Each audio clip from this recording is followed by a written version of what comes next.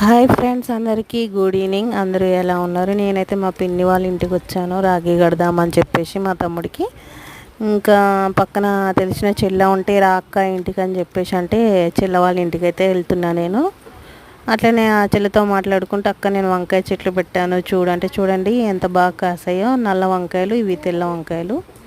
ఈ కూర అప్పటికప్పుడు కట్ చేసుకొని వండుకుంటే చాలా టేస్ట్గా ఉంటుంది. కూర కూడా చాలా బాగుంటుంది. చెట్లు కూడా ఎంత ఫ్రెష్గా ఉన్నాయో చూడండి, నిగనిగలాడుతున్నాయి.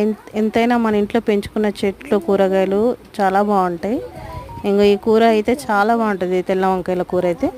అక్కడ నుంచి నేనైతే మళ్ళీ పిన్ని వాళ్ళ ఇంటికి వచ్చాను. చూడండి మల్లెపూలు ఉన్నట్టే ఉన్నాయి ఆ చెట్టు పూలు, చాలా బాగా అనిపించినాయి నాకైతే. ఇంకా ఇక్కడైతే మా అమ్మమ్మ బట్టలు మడత పెడుతుంది, వాళ్ళ తమ్ముడు వాళ్ళకి రాఖీ కడదామని చెప్పేసి సర్దుకుంటుంది అనమాట బట్టలు. అందరికీ హ్యాపీ రక్షాబంధన్, అన్నలకి, తమ్ముళ్ళకి, అక్కలకి, చెల్లెళ్ళకి.